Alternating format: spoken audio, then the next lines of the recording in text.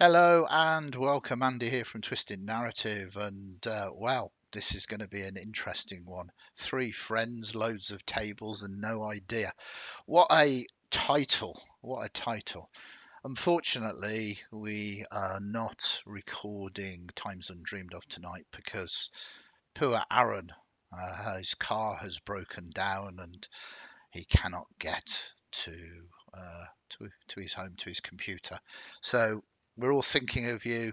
We hope that the breakdown company actually gets to you in good time and you find yourself safely at home. No doubt you'll be watching this um, when you can on catch up.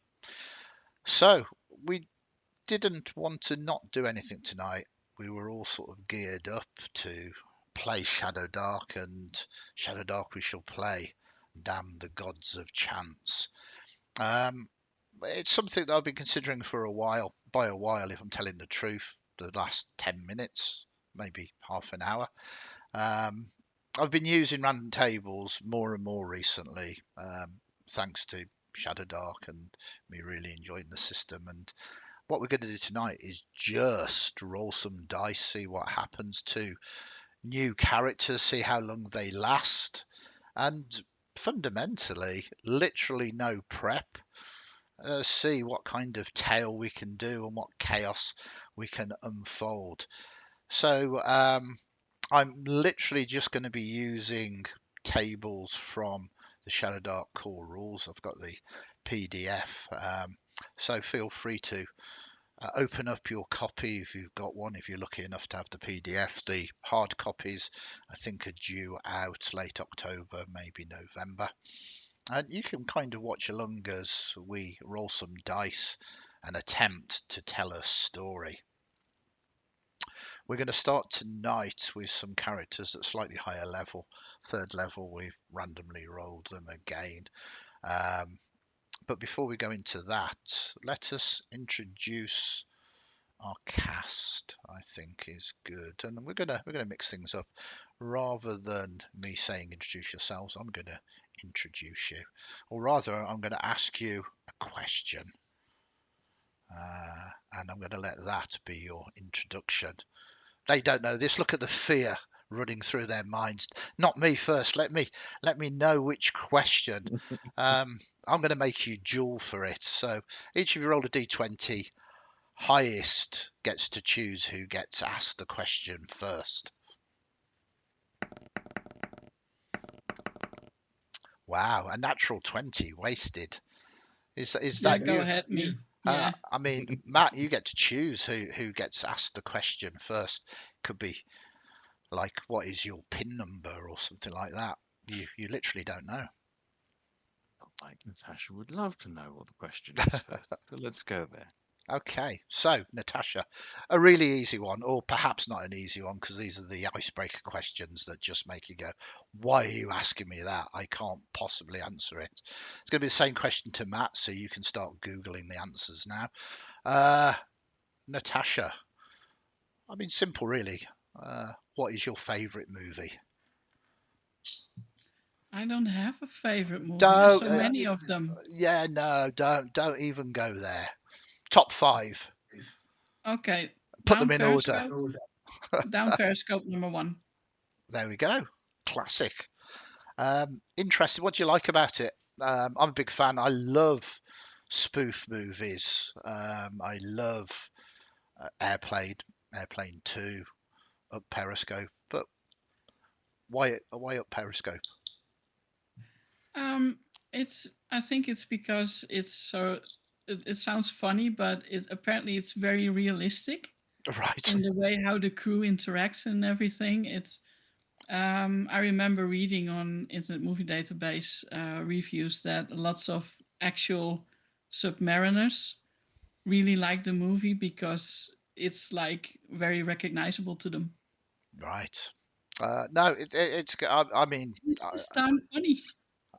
I'm of a certain age, and I kind of love kind of all of those, and they certainly haven't aged well, and I apologise, but Yeah, I kind of grew up in that time, and I love those kind of movies. And that some of them are terrible, like Hot Shots and Hot Shots 2. Um, uh, yeah, but there is a fondness in my heart. We've probably lost a load of viewers with me saying that. But hey, truth. Matt. Do you want to know the other four too? No, you've told me your favourite one. That's all I was doing. Okay. I was just kind of putting the pressure on. Answer me now. Answer me now, God damn you. No, if that is your first, that is fine. It is now. It's on the internet. It's fact. But don't let me say you can't change your mind at any given point. Matt, what is your favourite movie? Pan's Labyrinth. Oh, interesting. Interesting. And why is That that? because it has that dark fantasy element to it, which I adore, and is the sort of thing that I like to write when I write.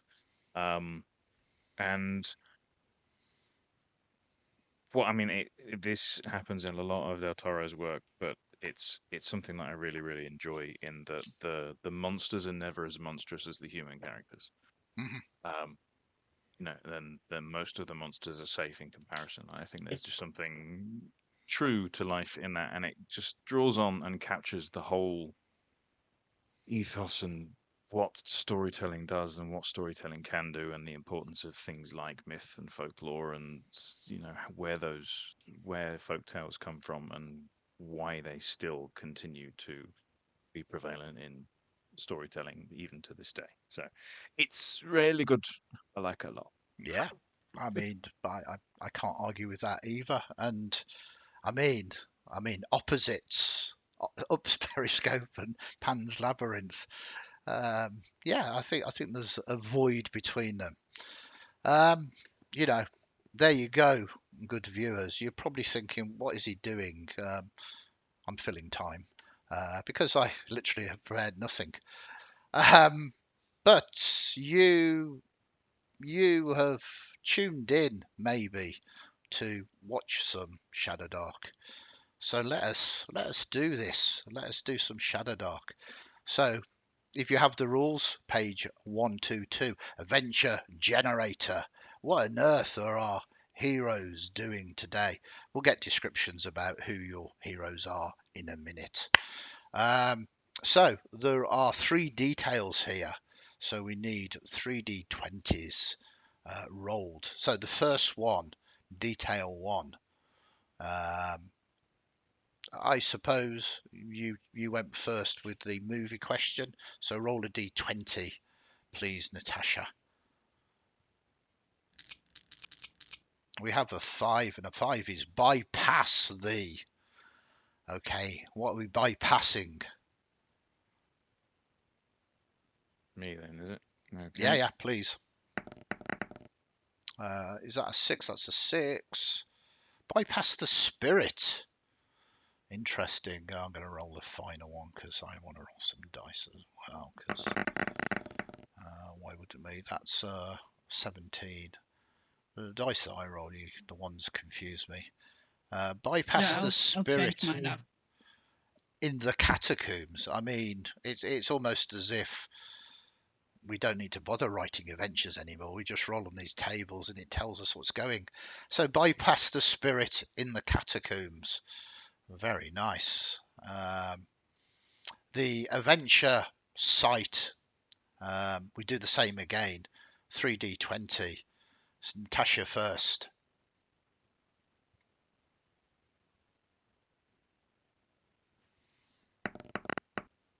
Oh, is that 20. 20? Shrine of Thee. Another d20 off you, Matt. 10. Shrine of the Frozen. I'm going to roll something.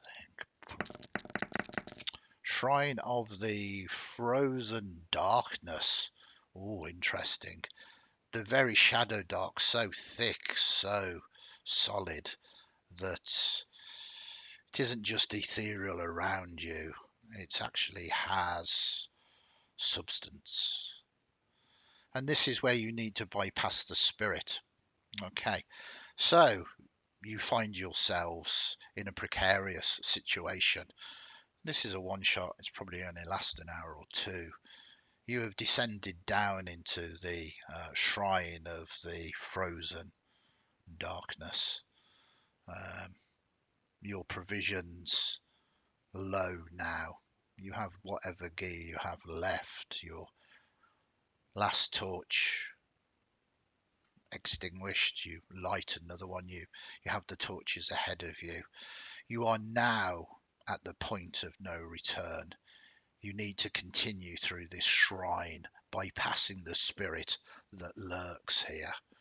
You have the distance that you have travelled now to travel again to get to the other side through this set of terrain upon the surface that it is far too difficult to traverse, much safer, and this is saying a lot, to go down deep into the Shadowdark, where the Shadowdark is tangible, actually physical in frozen form. So as you light your very first torch of the night, who of you, or is someone casting light? Oh, I wouldn't mind trying to cast light. Okay, so we'll see if this happens. I So need to roll higher than 11, right? this is correct. The cat Sorry, is cat helping is you. in the way. Your familiar is there to help you.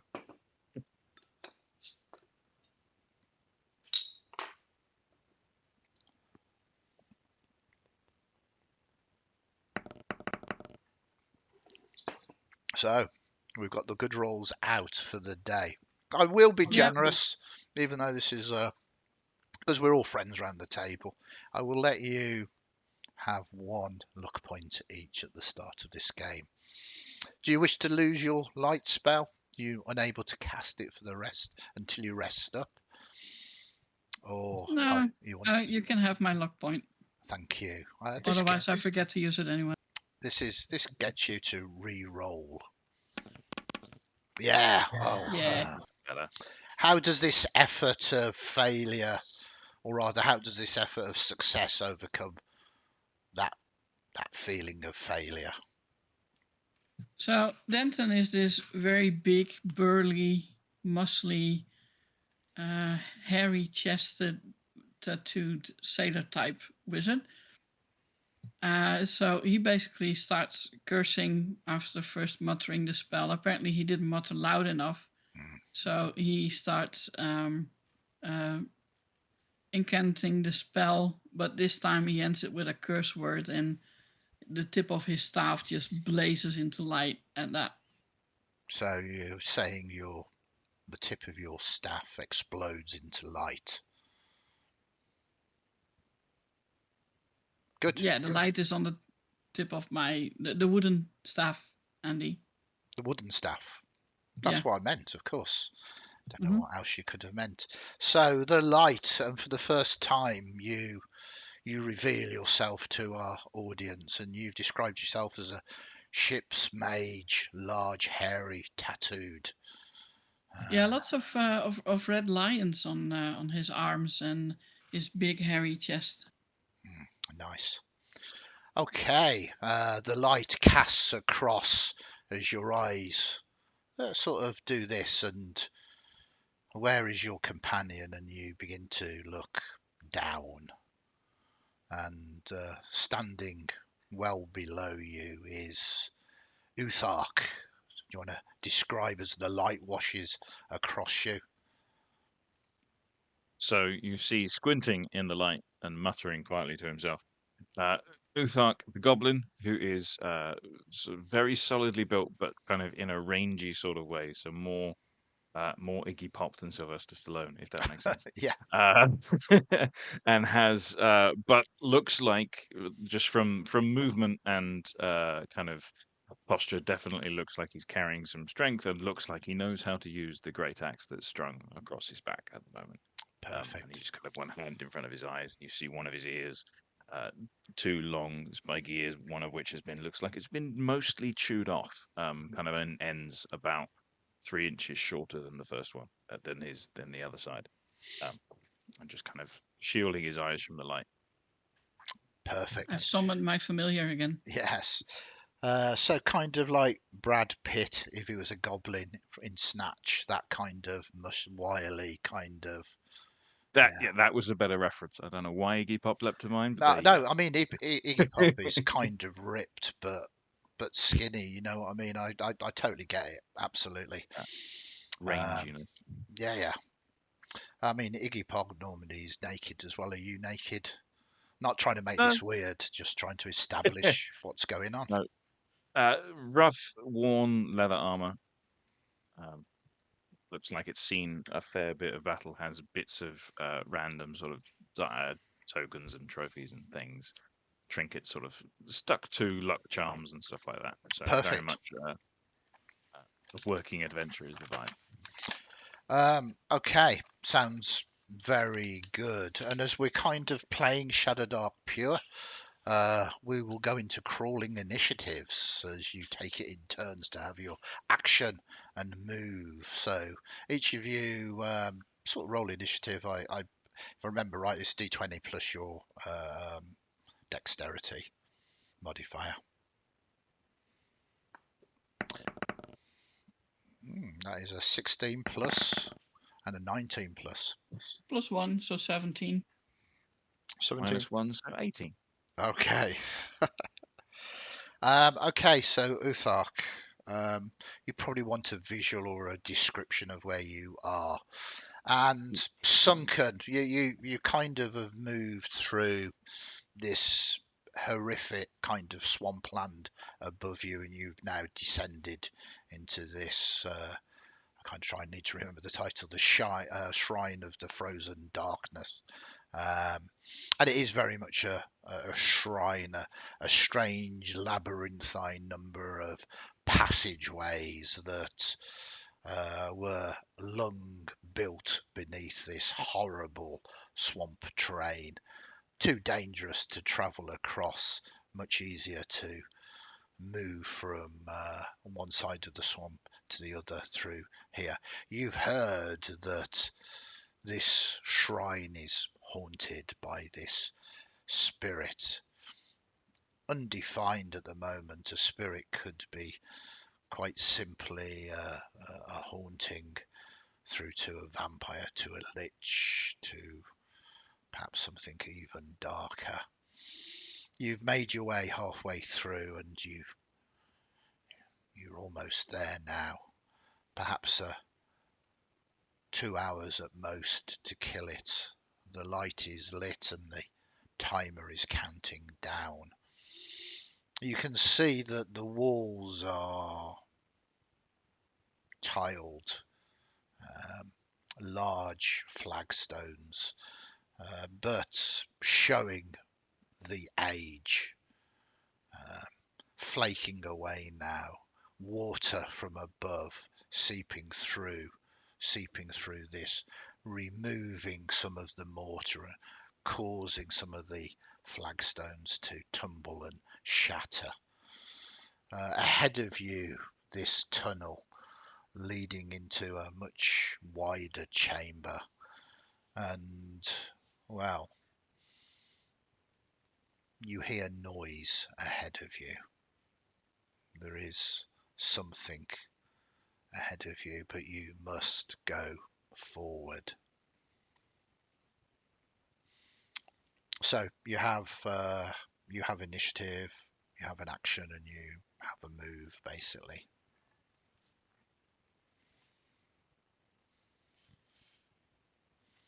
So I will turn to Denton. Denton? Yeah, Denton. Denton, thank you. Okay, company up ahead. I'll go look. Shush. Yeah, fine by me. Just go ahead, leave me alone. I got a light though. I know, but we don't want to give the game away too quick. So, I'll go. I'll look. Then you can follow. Slow. Perfect. Okay, I'll follow slow. Okay. Oh. So you so I will just keeping the... Unsling my great axe and creep cautiously forward. Now, this is a question I always ask. Is it a great axe because you just really like it? Or is it a great axe because it's really big? And is it really big to you, or is it really, really big? So many questions. Chiptooth, as my great axe is called, Mhm. is an old friend. So it's a great axe. It's a great axe, but it's also quite great as an axe. And as far as size is concerned, it looks as impressive as it is because my stature is what it is. So, as great axes go, it's not very large. So it's a But in great, great comparison to me, axe. yeah. Yeah, perfect. Chiptooth. You move forward with it ready. Denton, a little bit of agency here with initiatives, but you kind of moving together as a group at the moment, which works quite nicely. Just keeping you on the edge of the light, just keeping that Shadowdark at bay, but not particularly giving your position away. As you get closer, I've said that there's something in there, but I don't know what it is. Can someone roll a D100, please? We are doing the tomb encounters now, page 8, well, 182, 183. You going or shall I? One of you can roll. I feel Yeah, like we've got a cat. It's okay. causing a problem. It's okay. Animals are always welcome. Sorry, I had my hands occupied. 29. All good. Okay. Okay. No, Don't it's bite good. the GM's chuckle. I love. I mean, Kelsey Dion, who kind of wrote this. These tables are a joy. They just really are. It's artistry. So as you look, you can hear a noise. It's a strange, horrible noise. Um, a combination of kind of rattling, but also slurping. You have to wait for Denton to come closer, for you cannot make it out in the dark. And eventually, one assumes, Denton, you're going to bring the light closer so you can at least look into this chamber.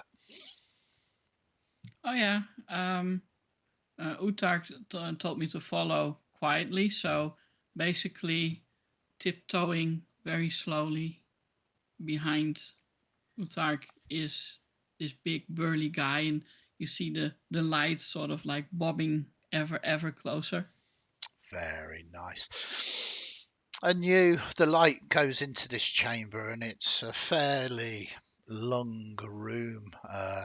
Ancient pillars kind of supporting the ceiling, although you can see again the water from above has kind of leaked through, and some of the large stones have crashed, allowing kind of the roots from the vegetation far above kind of dangled down.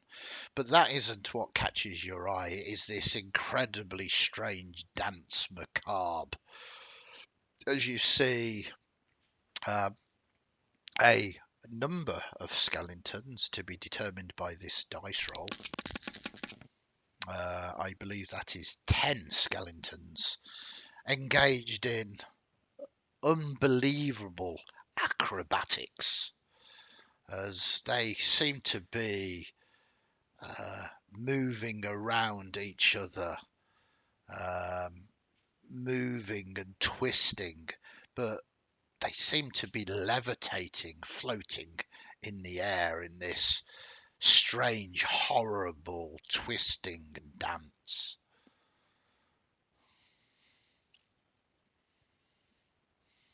And they haven't noticed you even with the light that has drawn upon you. Should we applaud, you think? Very impressive.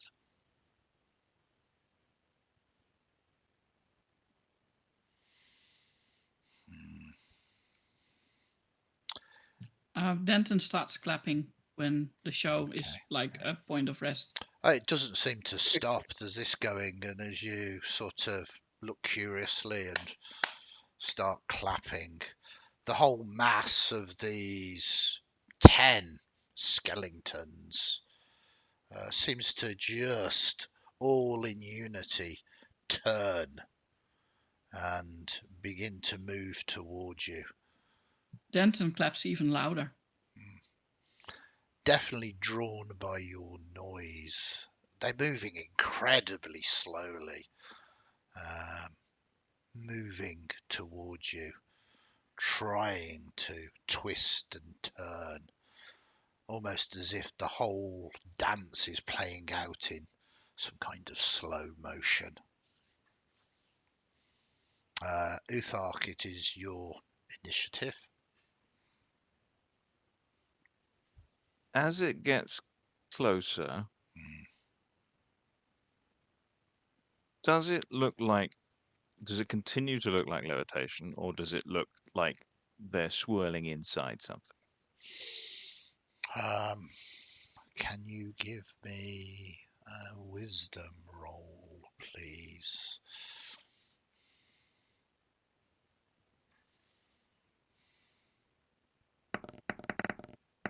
Nice.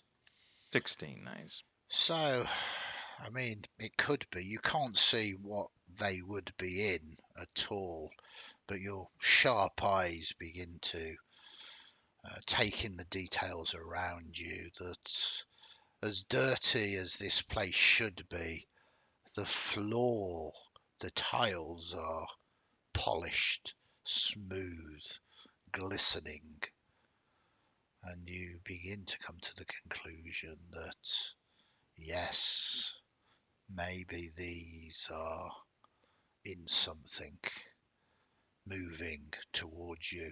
I like to say rapidly, but unfortunately it's very slow. Okay. I think sort of seeing that, I would like prepared to clap, but will not clap, and will say, No, I don't think applause is the right thing. I think we move around Move around them. Okay. quietly and see if they follow. and we'll start There's trying to edge around to see if they're like the direction that they're coming in, seeing if I can basically kind of move out of the way and yeah, move around. there's Essentially. plenty of room.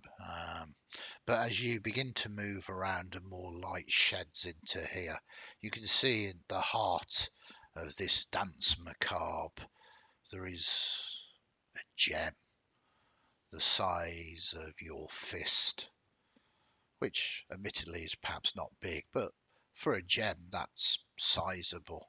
It glints with a blue light, a trophy to be had. Not necessarily your job to get this, you just need to get through this dungeon.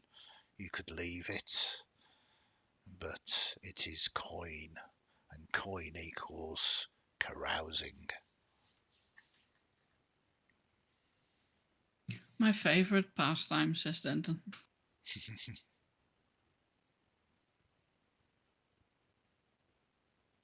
I'm game if you are.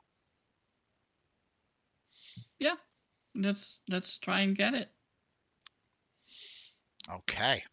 So, Before we go into action, do we have time to like cast spells like Mage Armor?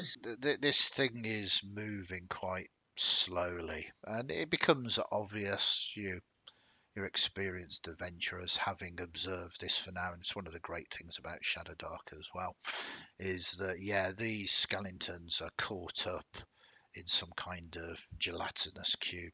The skeletons are definitely animated. They are moving themselves, trying to escape this cube. But this cube is certainly a threat. If you destroy the cube, these skeletons could possibly also be a threat. So you can talk out of character whether you want to risk it for this sapphire. How Is strong in are okay, go ahead. How strong are you? I have a +1 in strength. Okay. Dive in and try and grab it, I and was then you can first, pull me out after. I was thinking of like maybe improvising a long stick, shake staff, with a pouch on the end. That's a better plan than my idea. With tie a rope around it and just fix the two things together and just stick it in the cube and trying to fish the sapphire out like a butterfly net. I've got a grappling hook. Maybe. That Yeah. won't. To keep No. the pouch open. No. We can. And I think the pouch will just stay open and we just Cool. Let's try it. butterfly net it. It seems safer. Cool. Yep. I'm going. I'll let you handle the staff though, because you're stronger than me probably. Yes. Cool. Okie dokie. Okay, so your So, idea yeah. is to try and fish this thing. Oh, your sound's gone, Andy. I think you're. That's because I was drinking. Yeah. So your idea is to try and fish this out of this cube. Okay, give us initiative rolls as we're going to go from crawling to combat. This is kind of combat. Yeah. Well, if fishing doesn't work, it might quite quickly become. Yeah. 16. So 16 for And 10 for me. 10 for you. Okay. So Denton, you said you wanted to. You can maneuver your way around this room. It's quite a large chamber. The gelatinous cube. I'm just looking at its stats here. It moves near, so it's not that slow movement really. This is a translucent cube of slime that slowly mows through tunnels. We're going to say you can cast one spell before we'll go to combat, and then you can take a turn on 16 as well. I would like to cast Mage Armor. Okay. So please make the roll. Tier 1. Yeah. I can do so with advantage because of the talents that I rolled out when I first created the character. Oh, beautiful. So what does that talent literally give you? Just one of your spells, or how does it work? Gain advantage on casting one spell you know. Right. And I rolled that one twice, so I have 2 spells with advantage. Lovely. Not sure I'm going to use the other one a lot, but yeah, I just had to pick 2. Yeah, go for it.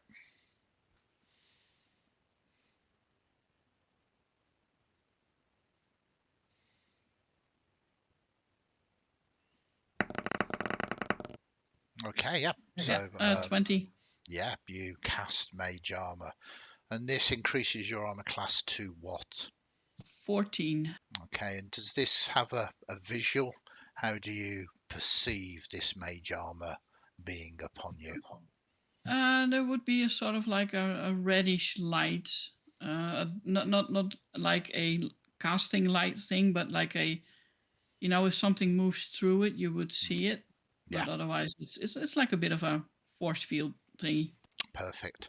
What I like to often call the ready break and glow. Yeah, so there's this shimmer haze around you that increases your armor class. And then it's your go again, Denton, on a 16. What would you like to do as this thing begins to move ever closer to Uthark as he prepares himself to go fishing? Oh yeah, so we already finagled the staff and the pouch together. Yeah, thingy. we'll say that you had plenty of opportunity watching this slowly come to you.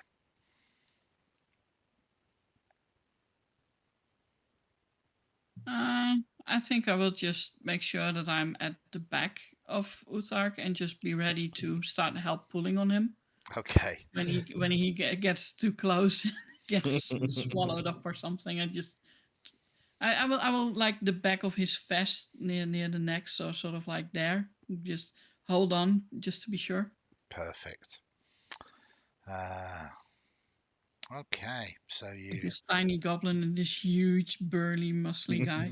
absolutely. This thing gets ever closer, and it has to get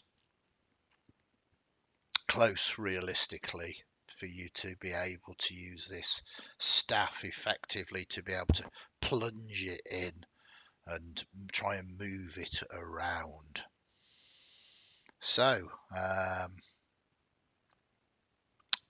you're going first hits. Well, dexterity. I should have probably rolled for it, but I'm going to let you. You've kind of set up and waiting for it to come, and then you're going to strike. I'm going to let you have this action, and then I'm going to roll its initiative, and then we will go. So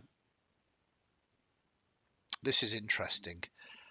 It's not really an attack. It's a use of an item.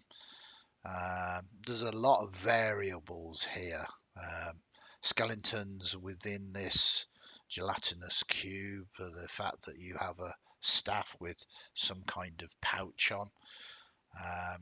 Tell me how you're going to do this and what you would like to roll, and I'll set a DC. So it's the vibe I'm going for is very much just trying to hold it with two hands and shove and kind of by brute force try and steer it like treating it as though it was trying to stir really thick polish or Perfect. jelly, for example, and just kind Okay. of trying to avoid as many of the skeletons as possible and just scoop in, but kind of very much trying to brute force it rather than finesse it because of who I am as a person. Sounds good. So give me a strength roll. According to this, engulf is DC 12 strength or trapped inside the cube. So we'll set this DC at 12, which seems to be the appropriate one. Cool. Here we go. Oh, nice. I'm So, assuming you have a strength modifier for your character. yes, so that's Yeah, +3. roll 11, so +3 for a 14. Yeah, so you manage to do this. You get it in, and then pop, you pull it out. I'm going to roll some dice because I like to roll some dice. Okay, so 4 skeletons grab onto the stick as well as you're beginning to pull it out. You can see this happening as it's translucent. Do you want to continue pulling? Yes. Okay, so yeah, you Drink kind at of the end of this. heave these out and they crumple out now, pulled free of this. But you have a staff and you have the gem. You now have 4 skeletons and a gelatinous cube to deal with. There are 6 in the cube still. So the gelatinous cube has a dex of +1. So let us roll its initiative. It's only going on a 6, which is good news. And the Skellybobs. Excuse me, everybody who's watching. As I say, we are We are literally using the tables here, so I don't have the stats. I have the stats to hand, but I have to go up and down the rules set. I could probably use the search function, but that is me using technology. Dexterity 0, all of that to find out they don't have a modifier. Oh, but they are super fast, super pleased to be out of there. And they clattered down. I'm not going to allow the skeletons to act this turn, though, on an 18. What you see is a very bizarre scene of them swapping heads. Kind of, that's my head, and kind of swapping arms and putting themselves together in the correct order. So that happens. Then we move to Denton.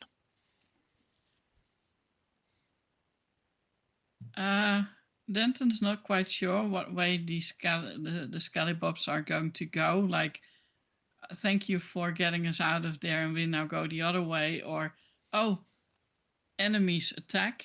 So Oh just yeah, to be sure, they're Yeah. aggressive. You know that 100%. Yeah. So because Utark is still between Denton and the skeletons, yeah, he's going to cast protection from evil on Utark, which means that chaotic beings, which I think the skeletons are, have disadvantage on attack rolls if it works. Skeletons are. Let's have a look. Boom, boom, boom. Alignment. Chaotic. Yeah. So yeah, I'm going to try and cast protection from evil. This is actually the other spell I have advantage in, Perfect. Go for it. and I will whisper at Uthark like, I'm going to cast a protection spell on you. Don't be too alarmed.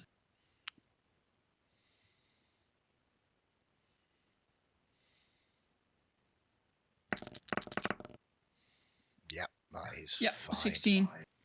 Perfect. You feel probably another ready breck glow of a different colour around you. Excellent. And it is Oh your no, go. it still will be red. Oh, it'll still be red. There you go. Players have narrative agency. Cool. Okay. So we definitely know these guys don't want. They aren't going to be very grateful. So I will have kind of will just sort of hand off the staff back to Denton, and Yeah, I Denton bends over you, whisper in your complete ear like, thank you, and grabs the staff and pockets the gem. cool. Then I will charge forward and make a strike at the closest skeleton. Okay, interesting. I believe our players have forgot we're playing Shadowdark here. Fair enough. You charge forward and attack the closest skeleton. Could you make an attack roll, please? Are you using the great axe, chip tooth? Yes. Just how close are they to the cube? I mean, you've just literally pulled them out. They are in front of the cube. Okay. You don't have to particularly charge forward that much. I mean, No. It was more I was trying to decide whether what I want to try and do is slice them Push in them back in. pieces or just flat of the blade smack them back into the cube. Yeah. it is up to you. Up to you. If I were to do like to try and hit them with a flat of the blade, would it be a case of if it didn't, that it would do some bludgeoning damage, and if it was a really good hit, it might knock them back into the cube, or do I have to choose between those two things? Trying to I attack mean, wow, properly, or wow. you're the GM, so I'm putting it to you. Yeah, but you're making me have to make decisions, dude. That's not cool. You can Uh, roll for it. I can roll for it. I tell you what. I mean, all of this is moot, Moot. until you actually hit this thing, and I This don't is think very that's true. going to happen anyway. So, roll your dice, see what happens, and if you hit it, I'll have to make a decision. Very fair. Okay. Thank you.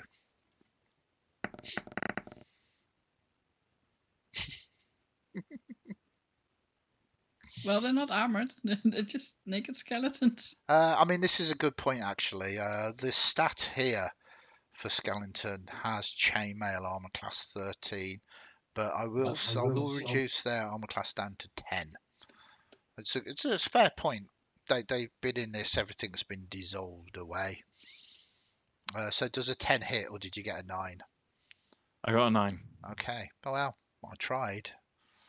But a good news is I don't have to make a decision as you kind of slam one, kind of misses.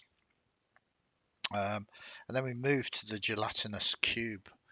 You haven't had to move particularly far at all because you were literally there pulling the gem out. So you do have your move ahead of you if you want to do something. I would back up a little bit and trying to position myself so that the skeletons are between me and the cube. So if it comes towards me, it's got to go through them, hopefully literally.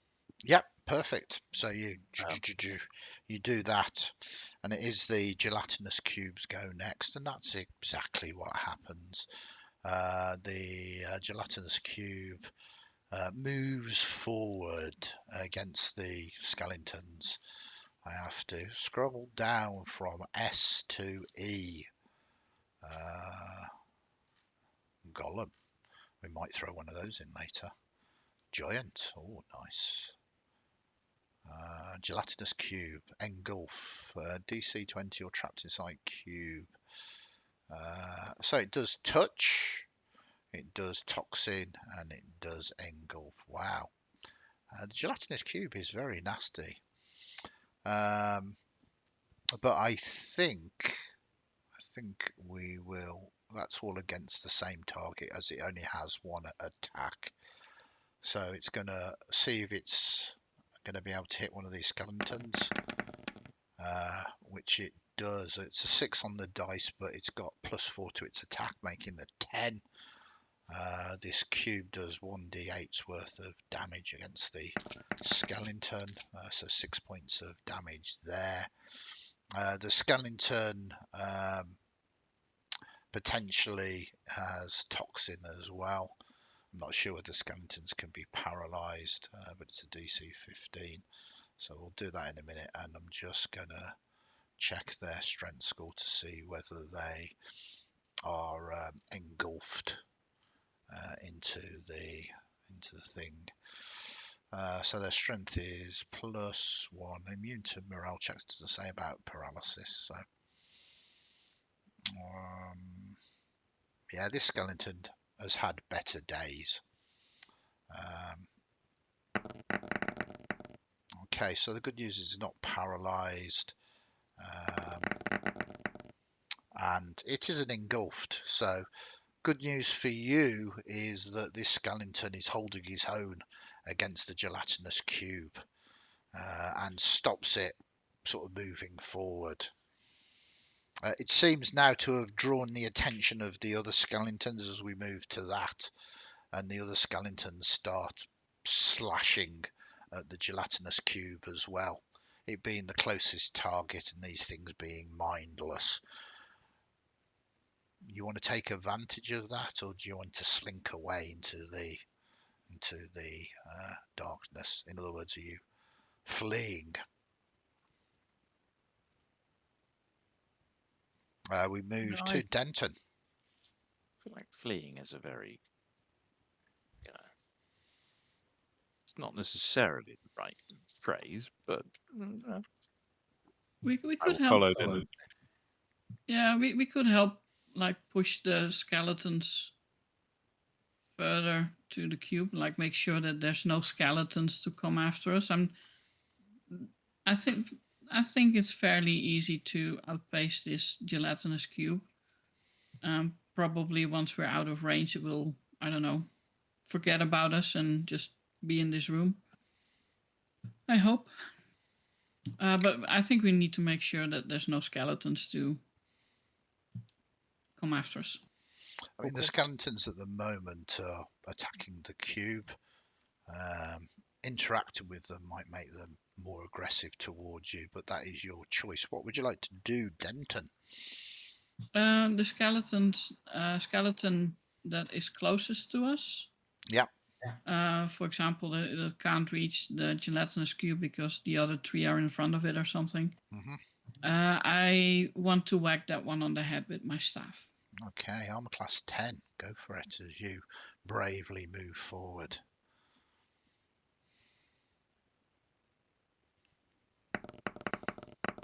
Nope. Okay, you miss. You can step back a bit if you want. Yeah, I will make sure that always Uthark is between me and whatever evil there is. Okay. Are there attacks of opportunity in Shadowdark? It's a good question. One that I should know the answer to as I'm actually running the game. Did I have advantage because the skeleton was fighting another enemy? You don't have advantage in Shadowdark for flanking. Flanking is not a thing. Okay. Wahahaha. This is why I'm wondering about attacks of opportunity. In a fair number of ORS games, they don't attacks of opportunity don't exist. So I don't like it. I think if you're fighting and you're aware of it, you should be able to back away sort of cautiously, not to take any damage. So I'm going to say no. But please, in chat, correct me with this. Okay, so you back up. It seems that Denton is doing this kind of strange dance with the skeletons at the moment, trying to smack it with the glowing staff. Uthark, what are you doing? I'm going to follow the lead of my esteemed colleague, and I'm going to step forward, and I'm going to try and slice the one that that Denton did not quite hit. I'm going to attempt to slice it in half. Okay, go for it. Okay.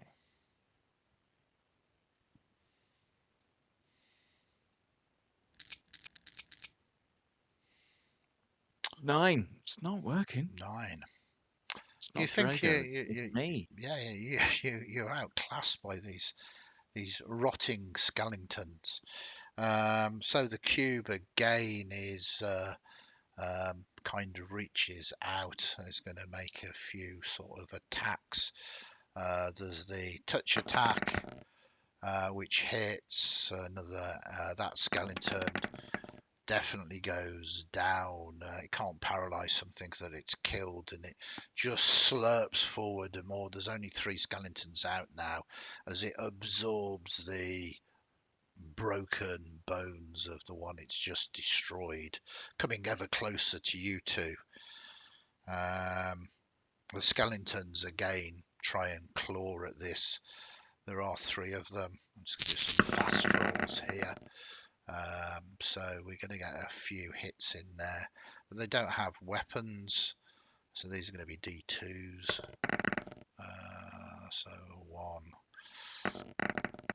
a 1 and a 1. They're not particularly making a lot of so that's a 1, sorry, a 2 and a 2. Not a lot of damage, these skeletons. And then we go to Denton again. This the one that I whacked. Is it still there? I don't think you whacked it, did you? You tried to whack I tried to whack. Sorry. Yeah. Yeah, that one's still fine. One of them, the cube was attacking, is now dead. There's 3 more skeletons outside. There's a broken one in there and another 6 inside it. This thing is getting ever closer to you. I think I will back up a bit and try another spell. Okay, sounds fun. Always looking forward to the miscast here. Yeah, so I'm going to try for Magic Missile, which is another tier advantage one. So if you cast Magic Missile, you have advantage on this anyway. It is the nature of the spell. I hadn't even seen that yet. I know. I'm not lying to you. Very nice. 820. Natural Crit. 20. Nice. So I believe that is it Two maximum? D4. Is it? Yeah, you double the dice. So yeah, roll this. This is against the skeleton. Yep. Cool. 2d4, please. Very 4. nice. No, 5. 5 points. It impacts it, causes a fair amount of damage. It's still up though. But yeah, it does not look healthy. You perhaps blow one of the legs off and it's hopping around now. Perfect. And then we move to Uthark.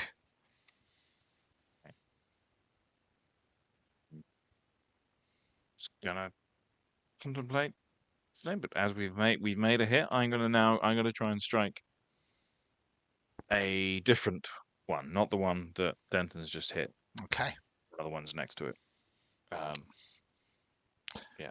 This one with only one leg is unworthy of your attentions. It's more a case of if I roll well, if I roll really well, and I hit and roll well, potentially it might get rid of another one. I really like optimism. I'm not entirely sure what you're basing it on, as you've missed twice now. But yeah, I mean, you've got to think positive. yeah. I love that. A goblin that has got a positive. That was almost a nat 20, but the 10 is still good. So yeah, I mean, you need a 10, so you got a 13. Give me some sweet damage as you're just warming up the great axe. Double check. What? Oh, I have 2 damage options. Is that a single-handed and a double-handed? Yeah, if it's a weapon that can be used. I don't have. I'm not going to say you should have nominated what you're doing before. But I didn't. So no, I'm not. I'm not. So you can choose if you're not. If you haven't got a shield, it makes sense that you're using both hands. You know. Yeah, and that was very much the conscious choice for the great axe was the 2, so I will roll it again, if that's okay. Makes D10. perfect. I mean, Yeah. you're a weedy goblin anyway, so you probably need to use both your hands with this great axe. Sorry. You can go off somebody very quickly, you know. Okay. Oh, very nice. There we go. So 11. And the damage modifier, yeah. 11. So how do you want to do this? How do you're kind of getting into your swing now as you destroy this one. So I just kind of go, Okay. and just straight down the middle and just kind of clatter into a pile of bones is the plan. It is gone. 2 skeletons left. One that has taken 5 damage at the moment. One that hasn't. Move to the gelatinous cube. Gelatinous cube is going to attack the one that has had 5 damage. Single attack is going to hit D8. It seems you have an alliance with the gelatinous cube, and it's going to see if it can engulf it as well. So, yes, it fails on its strength. So that one is still kind of alive on 1 hit point, but has been drawn into the cube again. There is one fully healthy or partially dissolved skeleton left now. The cube, though, moves ever closer to the 2 of you. And then we move to the skeletons go. The skeleton is going to roll, misses, and then we move to Denton. I think we can go on now. So are you coming with me? I think that was a yes. Yeah, I couldn't hear you. No, I still can't hear you. Don't know. That's it. Perfect. You are speaking. Okay. Yes, I'll follow your lead. Okay, so we head down. I think we just nicely circled around it in the meantime, so we're now close to the other side of where we want to go. Perfect. Could I make a passing shot as I go though? Yep, you can do. Can I try and Sparta kick it in the back to Oh, shove the skeleton into the I love it. Absolutely. Absolutely. Do you just want like a strength, an attack with No, strength, or? no, I like it so much. You can just tell me what you do and it succeeds. Okay, cool. So then I kind of see Denton start to go, and I just go, Yep, look, I'm right. and just charge up behind it, and just kind of full on Boot it in. boot in the back. Stumph. And there's kind of a Looney Tunes-esque skeleton shape in the jelly. And then you just see it slowly but surely sort of merge again. And that, your kind of legs begin to as you zoom out and away, so that it Towards the light, then towards the Denton light. has the light. Yes. Yes, following on very quick. Go towards the light. Go towards the light. Perfect. We will do some group crawling now as you are moving together. Rather than How's the timer on my light spell? I had the feeling it's running out. I mean, I'm not going to tell you. Okay. If you want to recast it, you can recast it and reset the time. There's nothing to stop you doing that. Or if you want to eke out those few moments, you can do. Better to be safe than sorry. Yeah, let's recast it. Okay. Not that I'm hoping for a natural one here. No, of course not. Absolutely not. 15. No, nice. The timer resets. Perfect. I had no idea playing a spellcaster in Shadowdark was this easy after all the bad experiences from. Well, I think, It's not. and quite often I don't support Matt in his spell casting. I find it hilarious, but you are rolling with advantage a lot on many of your Yeah. spells. Yeah, I Which didn't get a talent like that for Drago, so that's really helpful. But I think it is nice and easy, and quite simple from a mechanical perspective. It's just when it works, and I think my experience is that it never works. absolutely, But I'm quite enjoying this so far.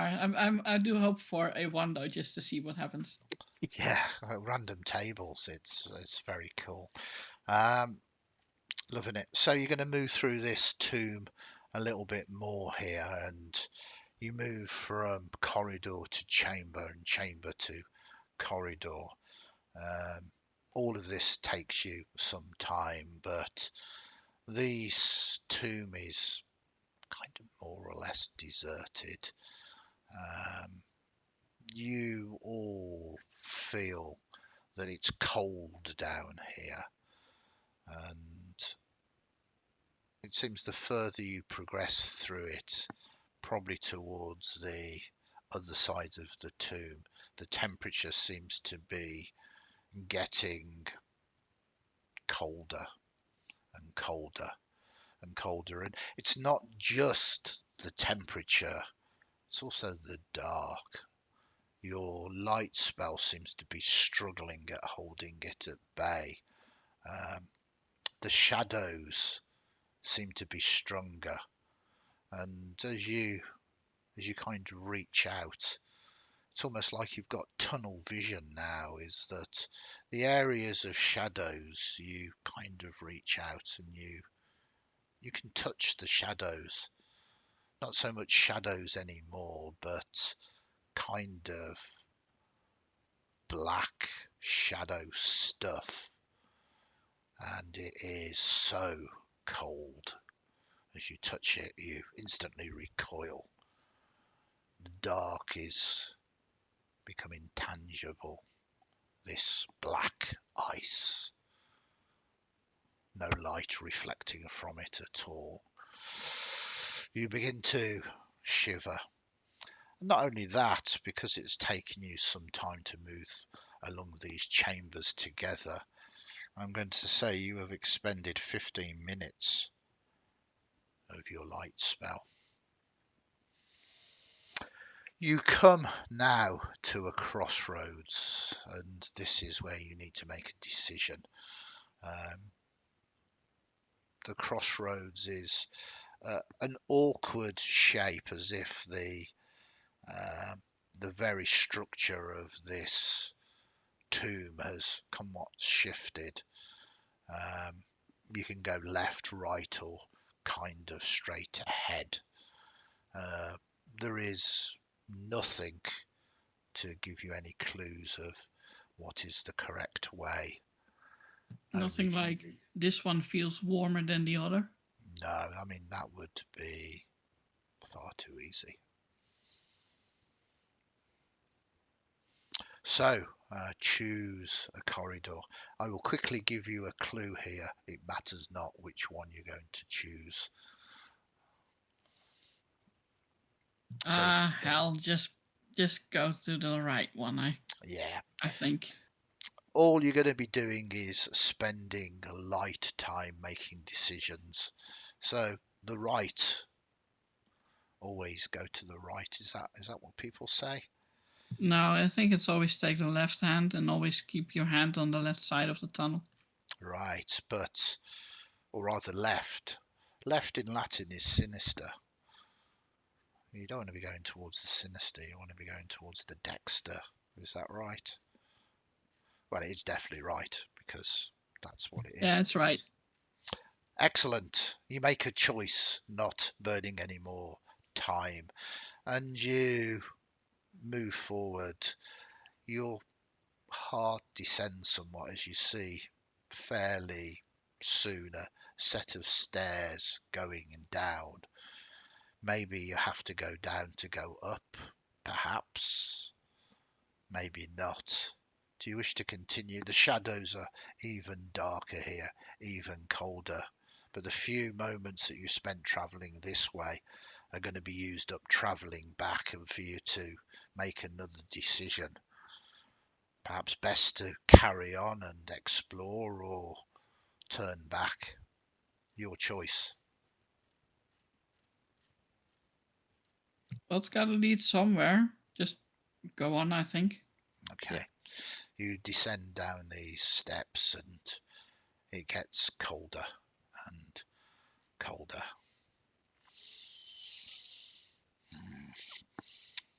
Ahead of you, something. You're not sure what. Soon to be found out, though.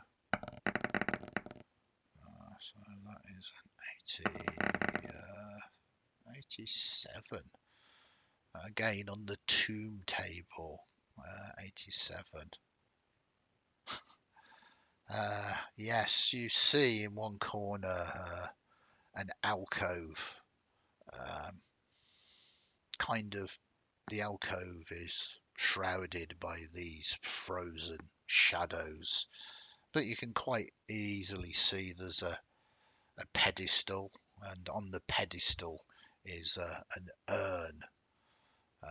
The urn stands a good 2-3 foot tall, and is always once beautiful. This blue sort of relief upon it, kind of polished, now covered in dust. It is sealed with a cork, and there's a small plaque that simply reads Bimbles.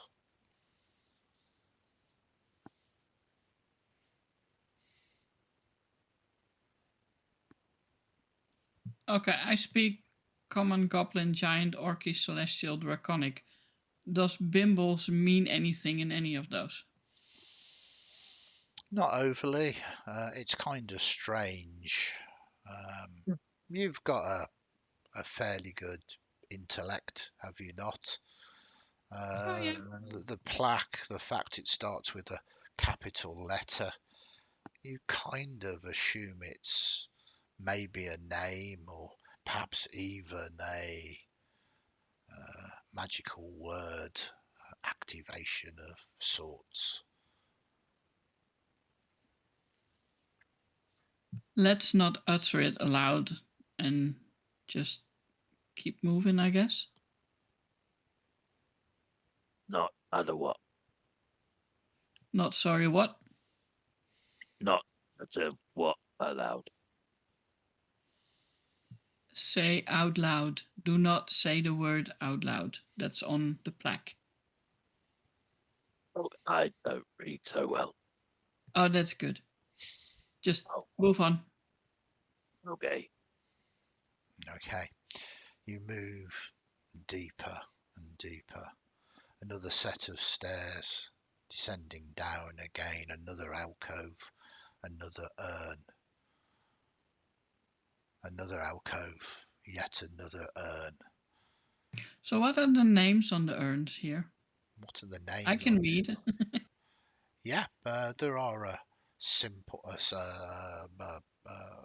number of different names, and Bimbles being the first, Bimbles 2 being the second, Bimbles 3 being the third. I think someone cremated their pets and put them in urns.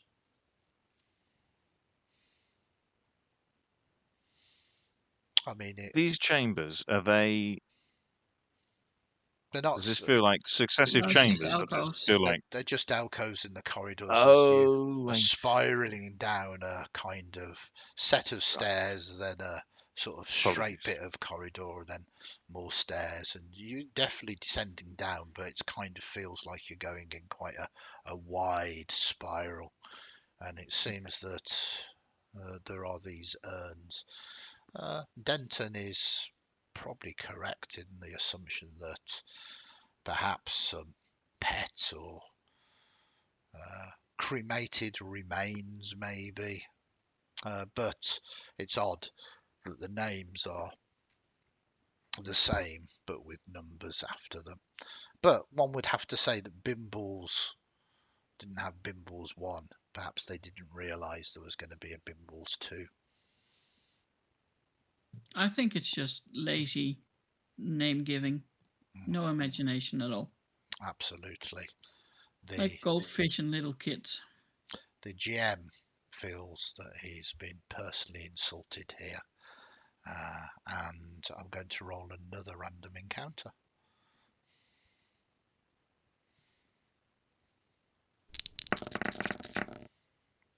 I'm not sure what has happened there.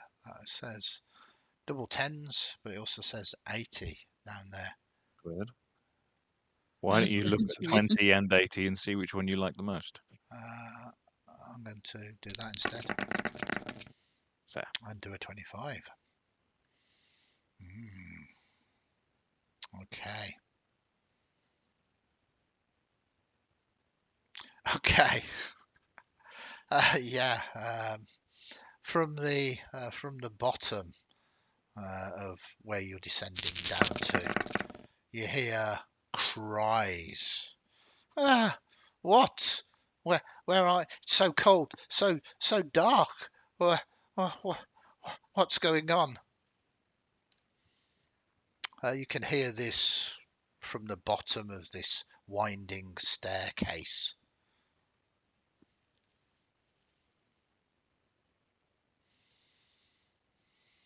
I'll It's continue moving forward. a number Axe of at the ready. voices, and as you descend down into the darkness, you can see that, kind of dressed in rags and loincloths, 9 very confused looking peasants.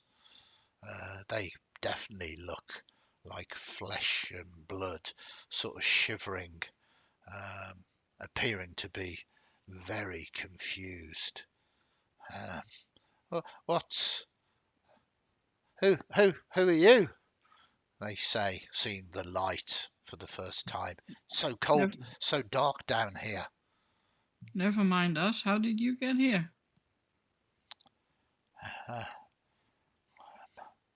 It was the spirit.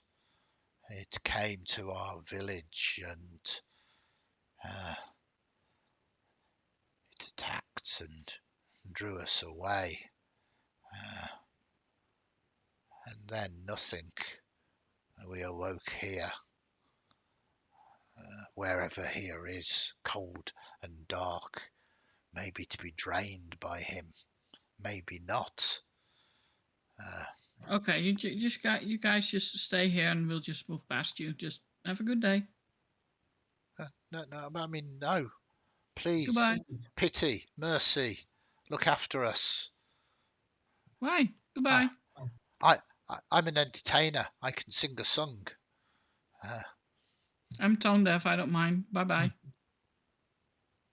So, up there, turny, turny, turny, turny, turny. Avoid the cube squidgy thing. It's not very quick, but up, and you'll be fine, I'm sure. Yep, definitely. Just go that way. Or you can chill out here, and we can see if we can help on our way back. But we have to go this way now. What? Could we not come with you, No, No, please? no. Are you joking, aren't you? No, we're not. Goodbye. And I start walking off again with the light. Bye bye. My friend's point is that you are a large group of people. We are not sure we could guarantee your safety. It's safest for you for the moment to stay here. So, yes, and if you stay by that, then you'll probably be fine. And I will run after my friend. Okay, as you move down, you begin to hear. Did you hear something so dark? And then just screams of horror and terror and death. See, told you so. Good thing we Are didn't we stay. are we bad guys, do you think? We're just looking out for ourselves. There's nothing bad in that. So you carry on. At this point, it's not so much you are lost. You can kind of remember it, but you must be deep now, and you can feel it's almost as if the dark is not being extinguished by your light. When it has this coalesced, crystallined form, the light itself cannot extinguish it.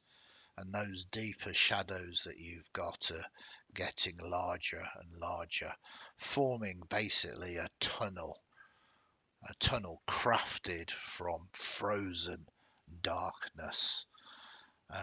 Not so much of a problem for you, Uthark, because you have a smaller stature at the moment, but a little tight for you, Denton, but you can still move through. You begin to sort of try and make your way through this, and you see ahead of you basically just this void, this black wall of darkness, seeming like to be just coalesced frozen shadow. You can try and examine it if you want, interact with it how you think. Yeah, I would like to investigate it. Okay, so there's a bit of an awkward moment as you squeeze past each other in this tunnel of frozen darkness, and you Oh, I can just lean over him. well, it's quite tight here.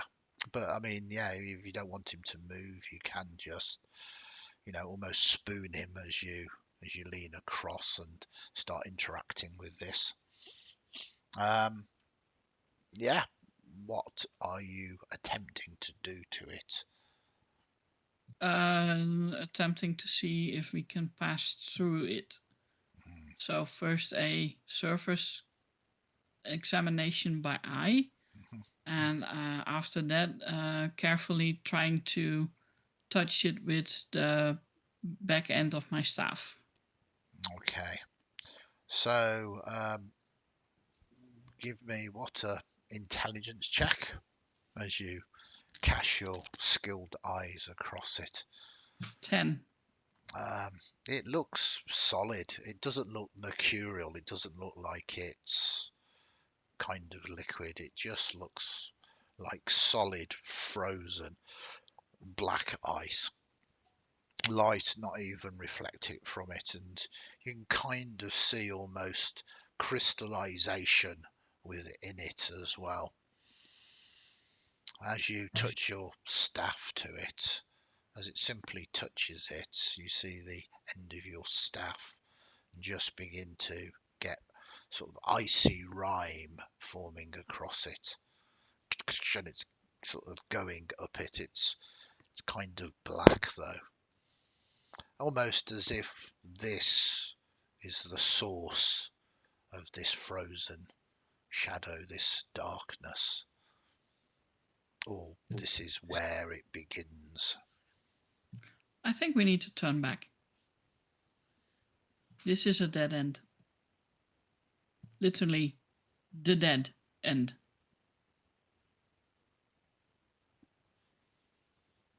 Hey, Yeah, look what I did to the tip of my staff. It's gone all frozen. Don't touch it. If you touch it, you'll freeze. um, if that's what you think. Yeah, so just crawl to between my legs so we can turn around and just you go first again. Oh, okay.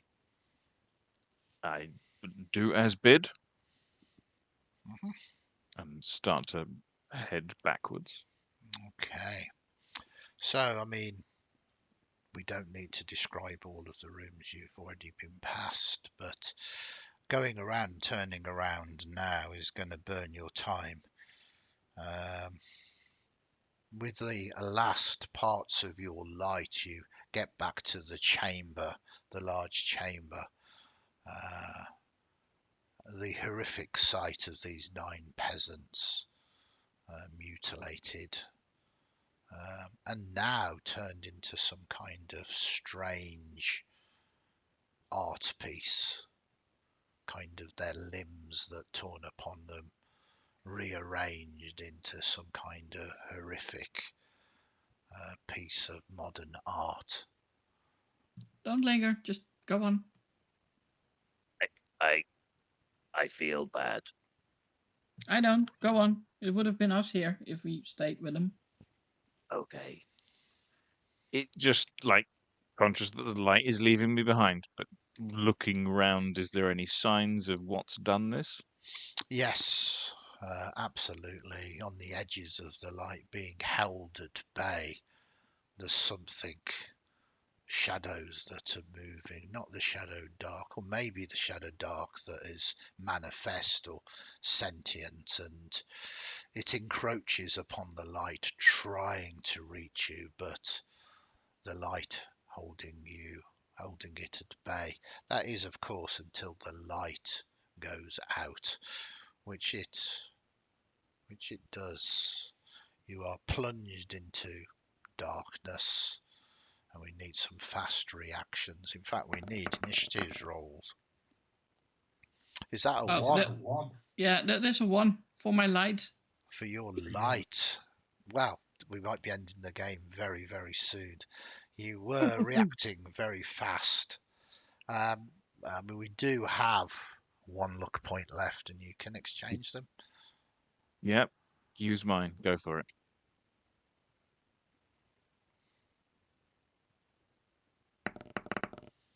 Okay. 21.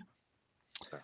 So it's horrific as you spring into action, Denton, trying to, almost reality begins to unfold, and once again you gain the light, but it takes you almost a heartbeat too long, and just as you're summoning the light, you see this horrific face made of shadow, cold against you. It's more about to rip your throat out, and the light springs in, washes over it, and just shoves it away once By again. Memnon, get away, you dark beast. Very close, very, very close. That could have been disastrous, a miscast, and in this chamber with these dark beasts. Okay, you have a new light. You begin to move up again.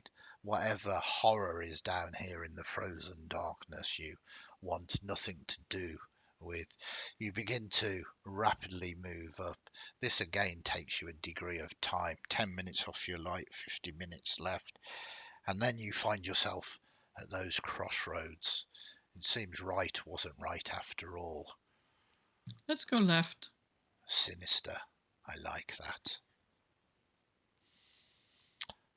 You move on down, and different layout this time, and you see steps rising. This surely is good, isn't it? Up is possibly good. You move forward another 10 minutes, burnt. These halls vast, more or less empty. You move from chamber to chamber, corridor to corridor, obviously being cautious, looking for dangers. You get the feeling you are now being followed as this Shadowdark is pursuing you, ever close, always near, just waiting for the light to fade. Looking for a chance, an opportunity, for the magic to fade. I recast light. I recast it anyway. Cool, give us a roll. Natural 20. This doubles the time. I think that's the only real mechanic with light is a time effect. Although I will allow you to double the distance if you want instead. So it's a critical success. So one of the metrics of the spell can be doubled. So you can have it for 2 hours instead, or you can have the radius of light being like 60 feet rather than 30 feet.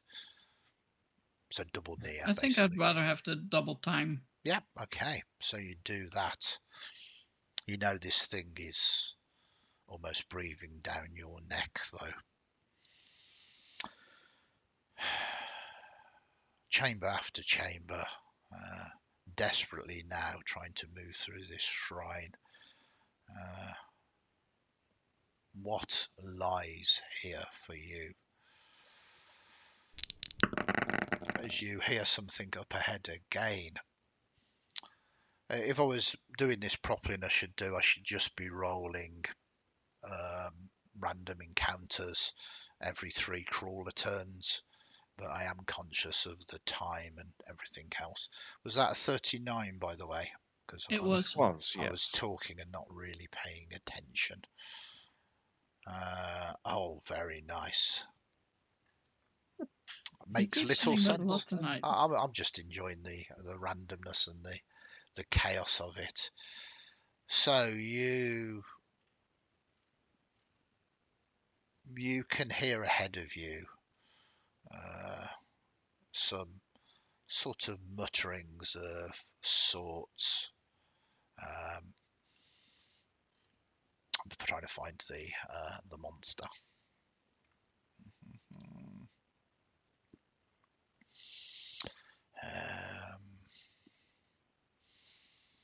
You hear some mutterings. It's dark still, and it is up to you if you wish to approach this chamber or not, and how you wish to approach it. Please give me descriptions. Can I make out what language and what words? Absolutely. It is a mixture of languages, all sort of blurred together, kind of giant but also demonic in nature.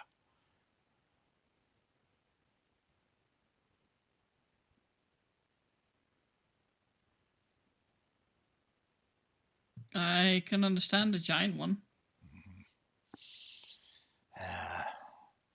It should be here, and then it shifts to demonic. No doubt, thieves, tomb robbers taken it. It will be mine. Demonic. Seems to be searching for something. But it's just one voice. It just talks in one multiple voice, languages. but yeah, its voice is different sort of dialects.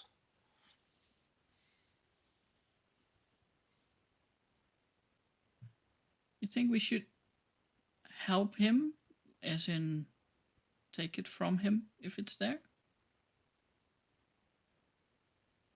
He's looking for something.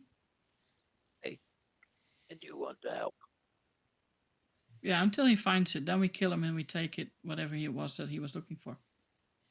Must be valuable if he's looking for it. Okay. Shall I go and offer to help? Yeah, I'll follow right behind. Okay. Do I need to recast protection? Oh no, it's because it's focus and I haven't lost my focus yet, so it's still on. Okay. Protection from evil. How long does it last though? It's is it just Focus. is it focus continuous? Yeah. Perfect. Okay. Yep. Then I will cautiously move to the door. I would like to recast mage armor though, because that's only is 10 rounds. Perfect. So and it's not focus. Give us a roll for that.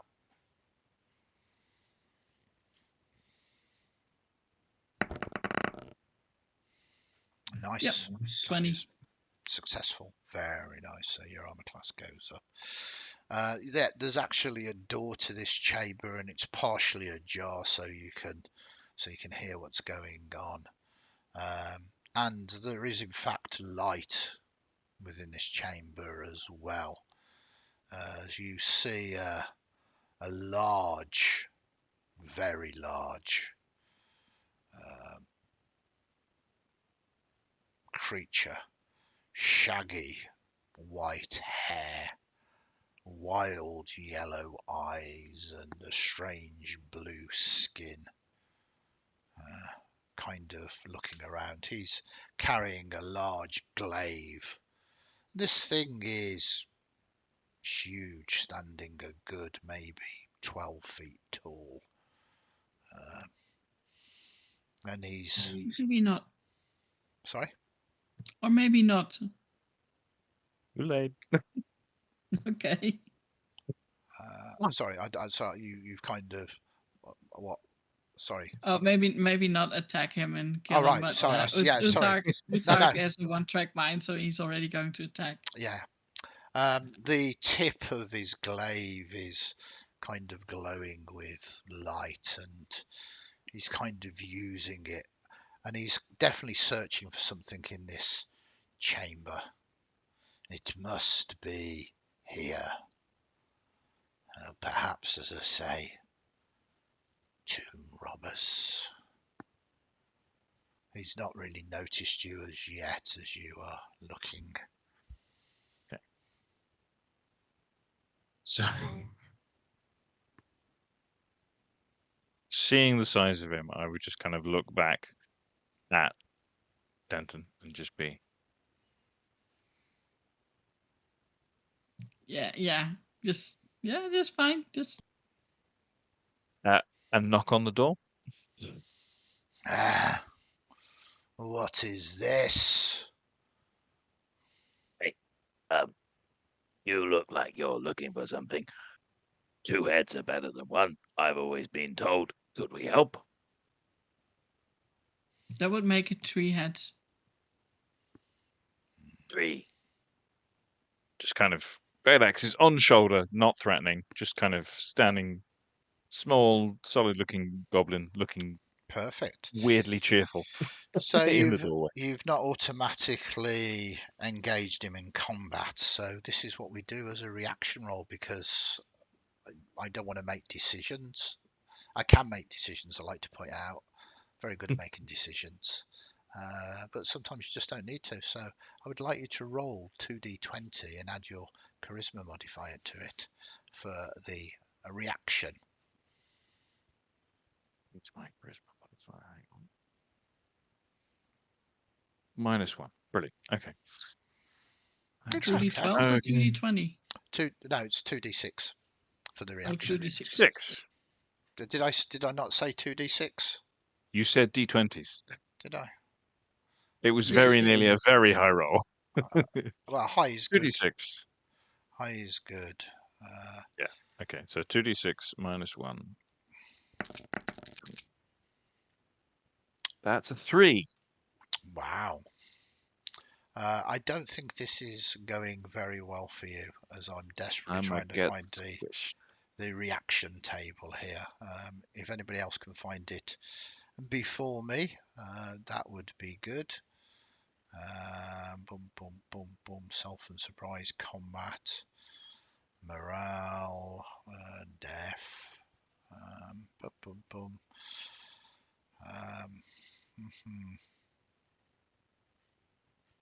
Okay. Maybe it's in game mastering. Yeah, I think it's Sorry about this, everybody. Set the tone. Let them be done. Don't worry, I keep him entertained with kitty cuddles. Yeah. Random encounters. Here we go. Reaction check. So 0 to 6. 2d6 plus charisma modifier. Attitude 0 to 6. Hostile. Oh, So Avenge me. yeah, he just goes, "Thieves, you cannot fool me." And we roll initiatives. okay.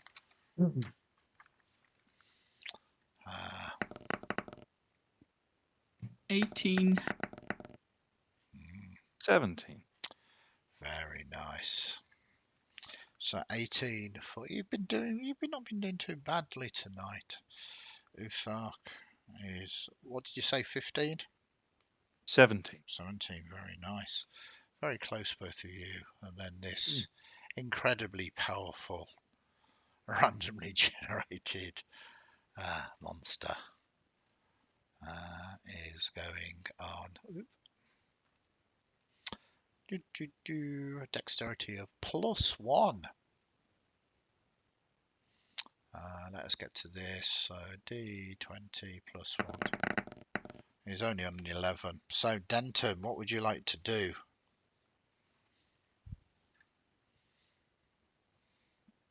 Magic missile, since he already said we're calling thieves. I'm not picking that insult. Yeah. I'm not taking that. It's magic missile to the face. Okay. So you move forward, you make your arcane gestures. Good spell, as I say.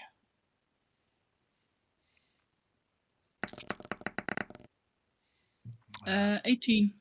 18 hits. Sorry, at 18 is a spell. It automatically hits. That's kind of why I said it hits. You cast the spell, it's magic missile. It hits. Give me the damage, please. Just 1. Just 1 point. Kind of stings. He kind of looks at it and goes, "Ah, a caster. I have magic too." And I step back out of the door and just go stand behind the wall. Then we move to Uthak. Who is still in the room in between me and the beastie. Absolutely. I don't have magic. I have this. His name's Chiptooth. I'm going to charge forward and try and hack the thing's shins out. Beautiful. This is a contest of David and Goliath. Yeah. I don't think it works. Your rolls really are as bad as Yep. Armor class 11. That's 8. So that's a no. Cool. Okay. Okay, he kind of looks down. Let us see how you feel. Embraced in hell frost. As he, Is this creature chaotic? it is chaotic. Oh, yeah, then it has disadvantage on attacks against the target. Yeah, this is a spell that I have a DC to roll. It's not an attack, unfortunately. He has plus So I 5. have to roll. No, he has plus 5 to cast this spell. If he casts this spell, it will function. It's not an attack spell. For the spell's duration, chaotic beings have disadvantage on attack rolls and hostile spell casting checks against the target. Yeah, it's not really against the target. This says all within near cube extending from this creature takes the damage. Oh, it's an So AoE it's an thing. area Yeah, effect. Yeah. Okay. And it does Something like say near. I'm not going to say that you're in it, Denton, but this is just a wave of cold that splays out in a 30-foot radius around this individual. So, I mean, this could go incredibly wrong. He has plus 5 to this, but it is a spell. If he gets a natural 1. Oh dear. Oh, you get to roll double dice. Awesome. I do. Oh no, one more dice. It's only one more dice. Sorry. In a novelty, I I've don't got think quite so. a lot of hit points. I don't know if it's going to be enough. Are you sure it's only one more dice, or does it not double all of the dice? Critical hits. I'm sure it's doubling the dice. I'm going to make a decision. It's doubling all the dice. It should be 3d6. You may double one of the spell's numerical effects. Yeah, I'm doubling the damage. Okay. So it should be 3d6. It is now 6d6 of cold damage that just encompasses the entirety of this room. 29 points of damage. Oh yeah, I'm gone. No, I mean, it doesn't really catch you, Denton. But yes, I think poor Uthark on that critical roll is immersed in frost and, yeah, just frozen in place. And you hear him laugh. Wah, ha, ha, ha. And now you with your magic missile. So, it is your go, Denton. I misty step further down the corridor. Okay. You have your light, don't you, on, so easily seen. Yeah. Easily seen. Okay, he is going to move and then move again, chasing after you. So I need to roll misty step. You do need to roll Misty Step.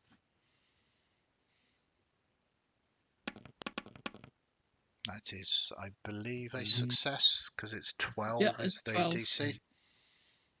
So how far is Misty Step near? I think so. Yeah, and to near distance to an area you can see. Yeah. So are you moving back down the way you came? No, I'm moving further along. So past him into the room itself? No, the room is like a side thing from the corridor we were traveling on. No, this door opens in the corridor. The door, there's a corridor and then the door opens and then there's a chamber beyond that door. Oh, in that case, I'm moving back. Yeah. Along the corridor that we came from. Okay. And as soon as he's somewhere between me and the door, I misty step again to behind him and close the door. Okay. So let us break this down. So you're just misty stepping and you're staying where you are. So you were just beyond near distance from him because you didn't get caught in that blast wave. Yeah, so I keep on running away until I'm sure that A, he's not going to catch up with me, and B, he's way beyond the door. So I can misty step back beyond him and run into the chamber and close the door, and hopefully on the inside there's like a bar or something that I can lock him out. Wow, there's a lot to break down there. As he sees you blink away and move away, he kind of, good riddance. He turns and carries on with his search. So you have escaped him for now. But his search is much more important. So you are there in the darkness. You're pretty sure this is the way out.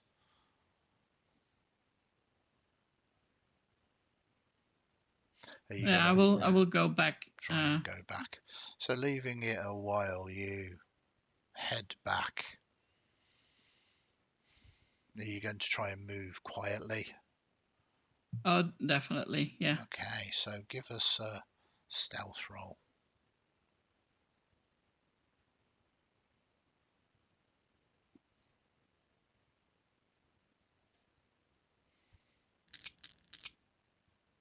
Nine. Okay. Nothing seems to, and you don't hear him anymore. Maybe he found what he was looking for. Has Uthak thought out yet? Sorry? Oh, are you gonna peep round the door now? Yeah, if Okay. there's no light in there, definitely. Yeah. There's no light in there anymore, and you peep round the door and you do it, and you see a kind of sodden corpse. Not corpse. You look and he's moving. Maybe the very instant sort of fast freezing put him in some kind of suspended animation or whatever. You can swear that he's moving. Maybe some. Yeah. Sorry, what? You would have to get closer. He doesn't look in a good way. Yeah, I come in carefully to check if that blue-skinned, white-haired creature is still around, and if it's not, I go into the room. I'm going to need a wisdom roll to see whether you can say anything. Really? Hmm. Does it have to be wisdom? I'm afraid so. Oh, 16. Very nice. Yeah, you scan around everywhere, the dark shadows. You're sure he's gone. There's only you and what remains of Uthark in the room. I go examine the room to see if there's anything like wood that I can light up to make a fire to warm it back up. No, this is an ancient thing. You can use 3 torches if you want to make a fire. Uthark, you begin to come back into consciousness. That was horrible. You thought you had died. Yeah, I do close the door behind us because there was something chasing us. So if I can barricade it from the inside, that would be nice. Indeed.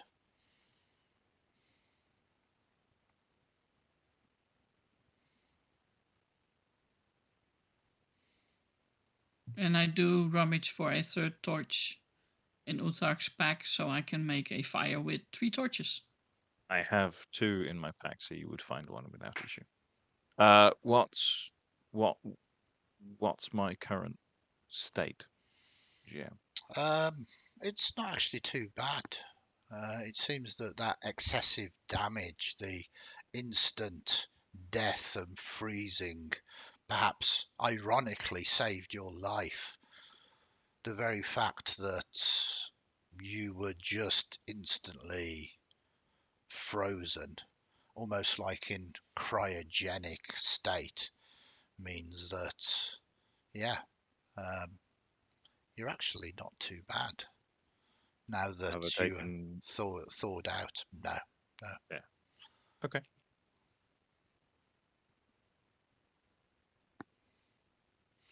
So, I mean, you're shivering, you're cold, but it just depends whether you want to spend more time in here or try and get out and then rest up. You have climbed up and you are beginning to notice that the shadows are perhaps slightly less, but you are aware of this force following you, Denton, and your light just holding at bay still. If you fail to cast, light or whatever, this thing almost got you last time. We keep going.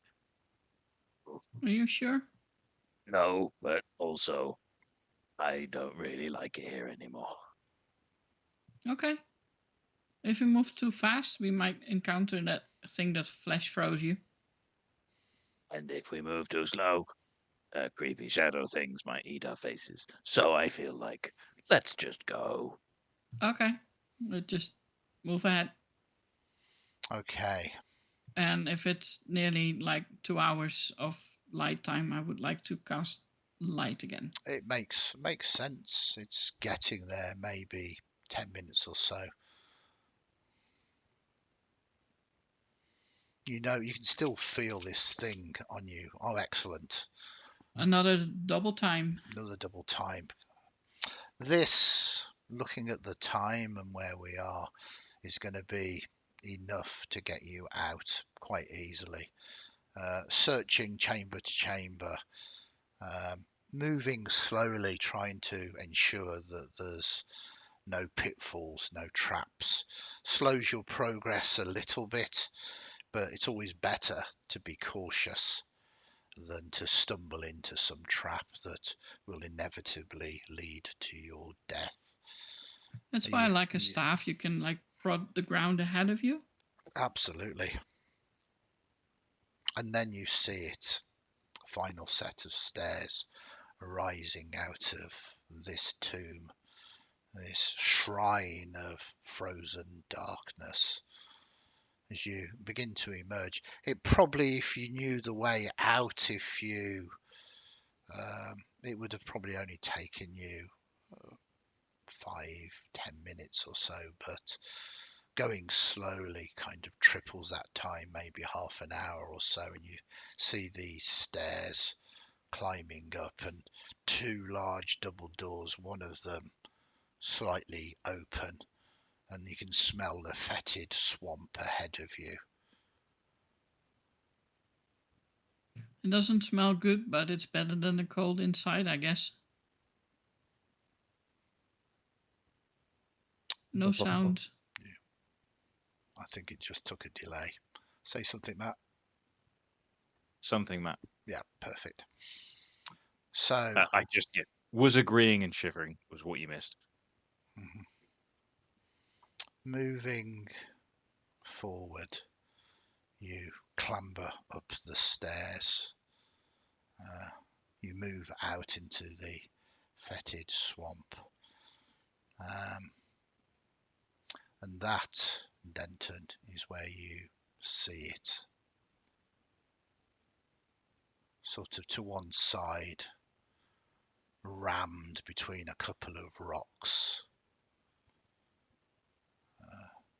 The corpse of Ulthark.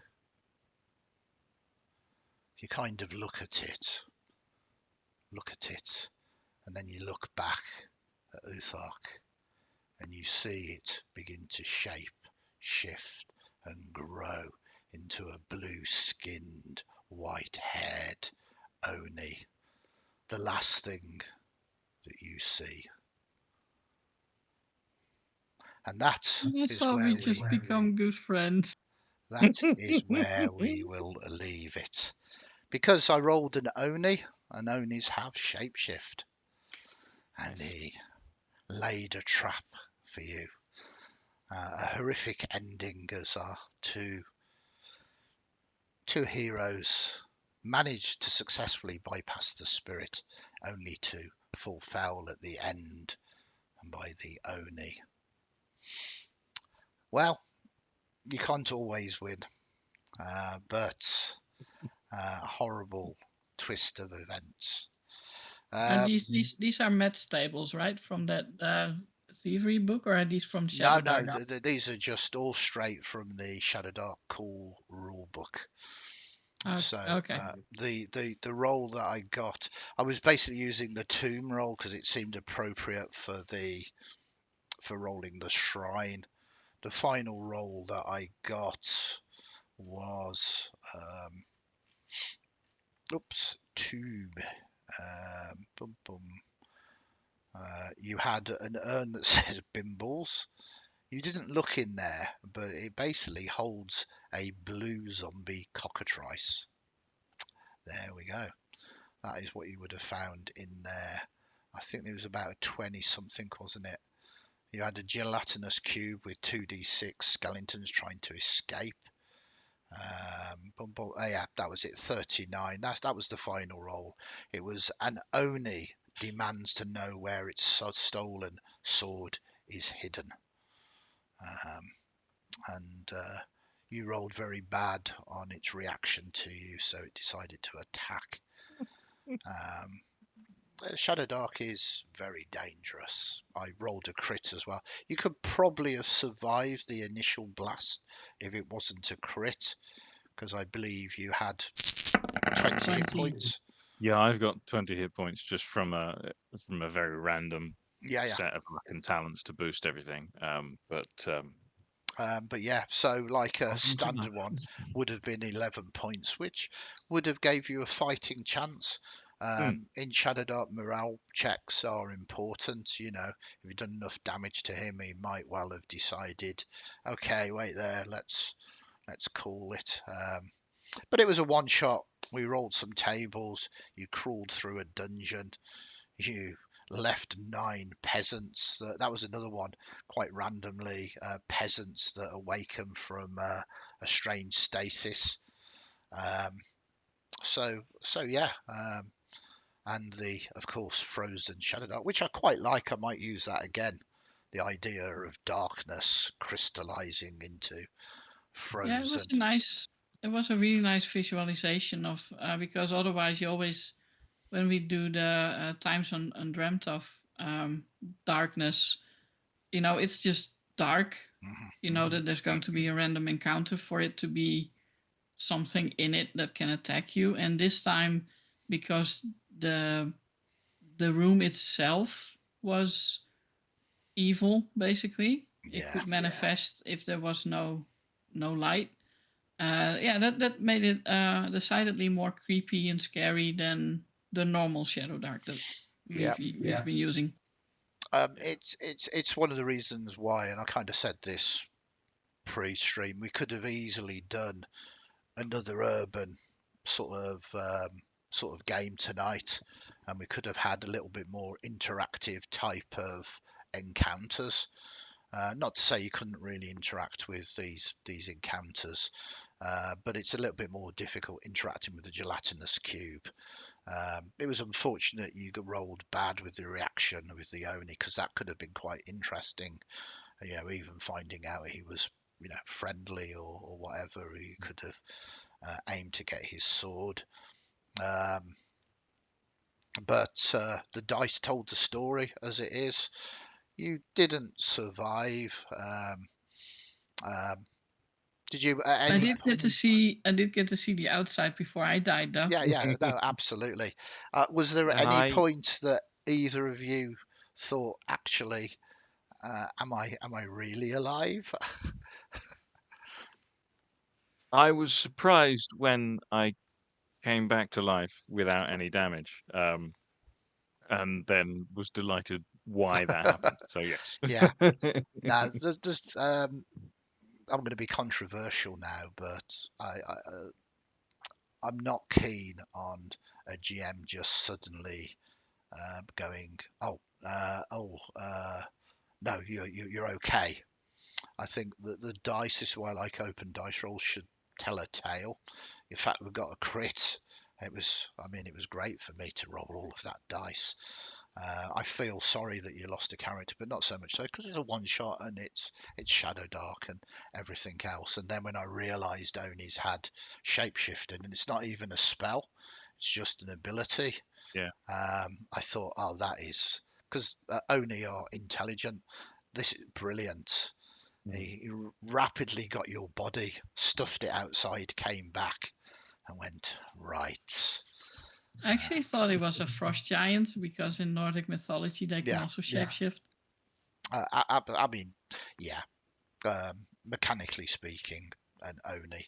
I think Onis in Shadowdark are, I mean, obviously they're based on the kind of Eastern sort of ogres, but in Shadowdark they're just supposed to be demonic ogres that have sorcerous powers. But yeah, really, really good fun. It passed a few hours. I genuinely hope you had fun. It's very interesting just not actually knowing, not having any clue as a DM what's going to happen next. Yeah, it was completely improvised from the start. I mean, we just rolled the story out with the tables. Absolutely. And basically, Matt and me just, I had a partial pre-character made because I was warned, Shadowdark, you need a lot of characters. So I got like, I don't know, 8 characters or something before our first Shadowdark game. And in session 5, I already needed a new character. So, I mean, but yeah, it's, you know. yeah, so it was like, oh yeah, I need spells for this one. And gear, so not everything was finished with this character. And Matt completely rolled his out just the same time I finished off mine. Yeah. And Old friend with Harper. it was fun and interesting. I mean, I think when I'm running a proper table, I like a combination of the both, you know, kind of well thought out and already rounded out encounters and NPCs, but also with this degree of randomness as well that can perhaps take the story off in a different direction. But genuinely, the encounters, the random tables are just marvelous, really. 96 to 97. This is in Tombs. A wandering merchant pops gasping out of a coffin. So you're kind of in this crypt and this coffin. I don't suppose anybody wants to buy anything, do they? It's crazy. But I really had a lot of fun tonight. So thank you for spending some time with us. It's one way to play the game. Totally viable. Really had good fun. I hope you enjoyed watching. If you did, please give us a like and subscribe. And hopefully in 2 weeks' time, we will be back with Times Undreamed of again, as I think you're about to descend down against the zombie master himself. And all I know is that we're basically being led down this tunnel with lots of like zombies around us. Nothing could possibly go wrong with that. And the only instruction they've had is do not bite them. And I thought, like, what about licking? Yes. So I'm very much looking forward to the next chapter in that, and I very much hope that Dave, now a number of hours on, has got safely back home. Thank you, as I said, for watching. Thank you for playing and spending a few hours with us. Until next time, what should we do, Natasha? Keep those torches lit. Absolutely, or at least that light spell burning. Bye for now. Yeah, man, it's quite nice. Bye-bye. Toodaloo.